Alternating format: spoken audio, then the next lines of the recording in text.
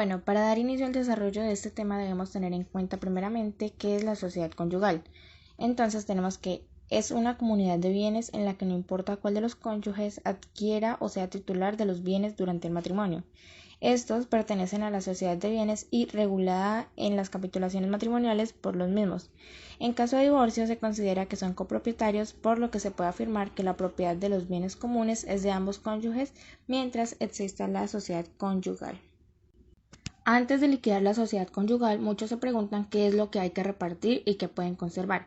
El primer punto que debemos aclarar es que la sociedad conyugal no solo entra en los activos, es decir, los bienes y las propiedades que se obtuvieron durante la vigencia de la sociedad conyugal, sino que también entran los pasivos, lo cual serían las deudas que se han adquirido a lo largo de la unión y que también deben repartirse por mitades a la hora de hacer la liquidación de la sociedad conyugal.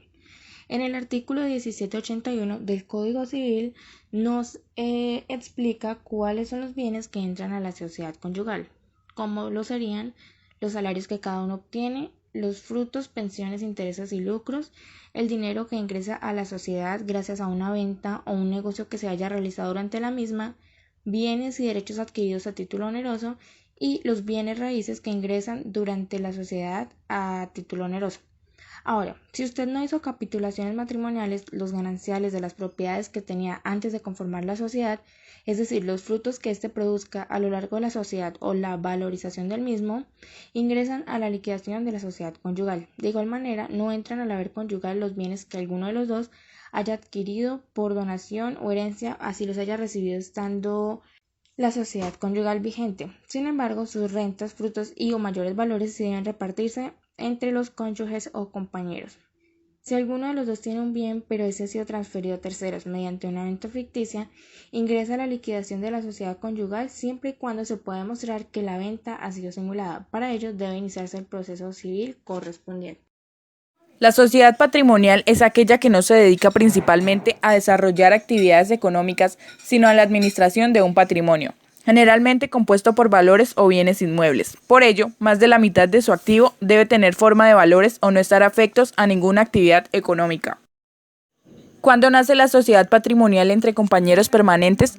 La sociedad patrimonial entre compañeros permanentes nace después de 2 años de convivencia interrumpida. Hace parte de ella todos los activos y pasivos adquiridos desde el momento de la convivencia.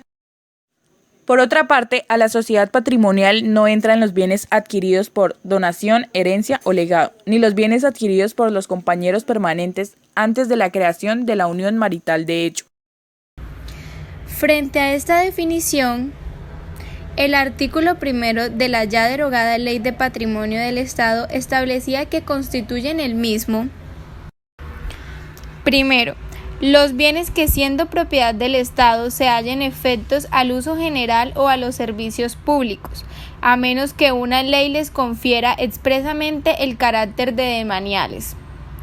Los edificios propiedades del Estado en los que se alojen órganos del mismo tendrán la consideración de demaniales.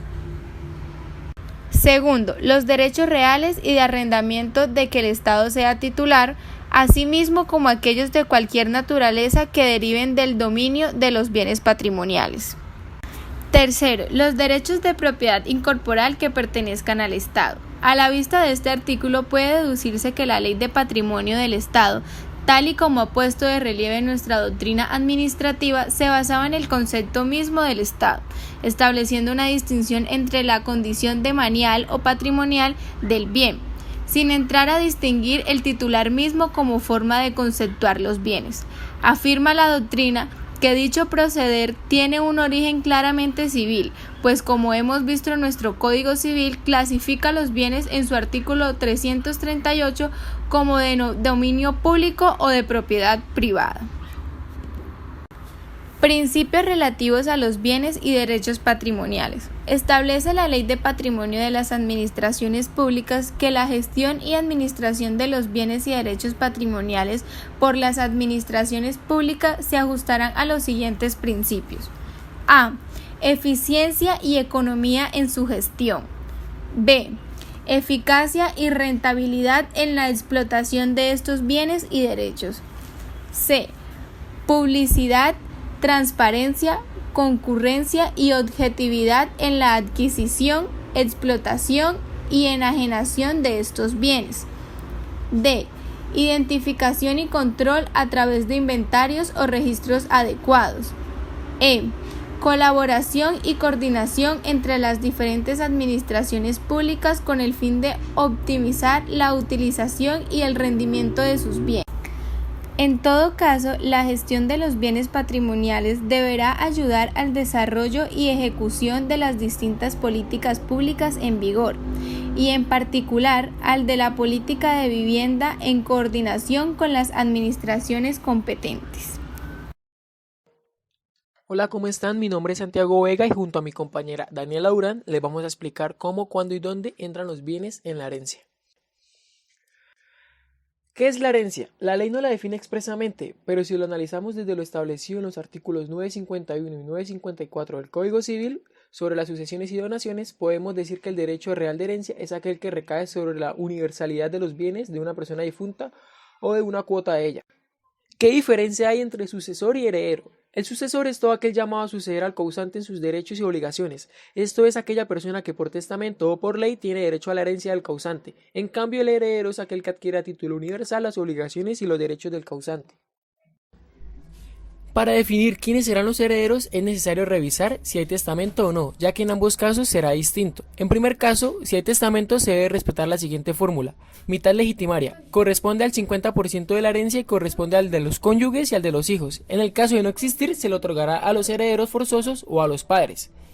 Siguiendo con esto está la cuarta de mejoras, corresponde al 25% y con esto se le puede agregar un porcentaje a tu cónyuge o a sus hijos, por ejemplo 20% más a sus hijos y 5% más al cónyuge.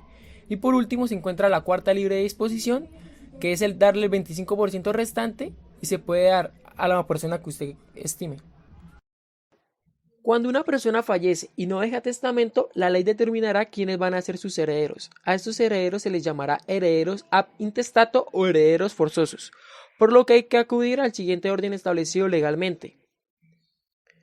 Primero, hijos y descendientes. Segundo, padres y ascendientes. Tercero, cónyuge. Cuarto, hermanos e hijos de hermanos. Quinto, resto de parientes colaterales hasta el cuarto grado de consanguinidad. Sexto, el Estado. Buenos días, mi nombre es Daniela Durán y explicaré a partir de dónde se tramita la herencia y los bienes que ingresan a la misma. En estos casos hay que acreditar la posesión efectiva. Si no hay testamento, la tramita el registro civil. De lo contrario, si hay un testamento, serán tramitadas en los tribunales civiles correspondientes.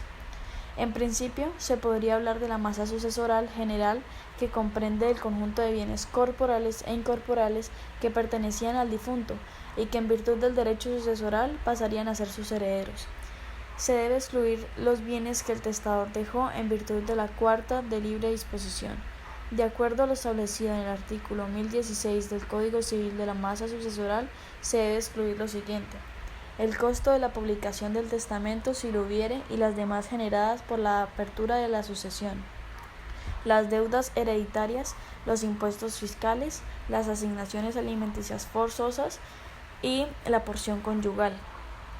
Bienes que integran la herencia. En principio integran la herencia todos los bienes, derechos y obligaciones que no se extingan por su muerte. Es decir, la herencia comprende el activo y el pasivo del fallecido, así los bienes, pero también sus deudas. No obstante, para el caso de que ignoremos si es ventajoso o no la aceptación de una herencia por desconocer qué deudas tenía el fallecido, cabe la aceptación de la herencia a beneficio de inventario. Bienes que no integran la herencia. Por su duración vitalicia, el usufructo, que es el derecho de disfrutar de los bienes, por ejemplo, vivir en una casa. El derecho de uso es el derecho a recibir los frutos de una cosa.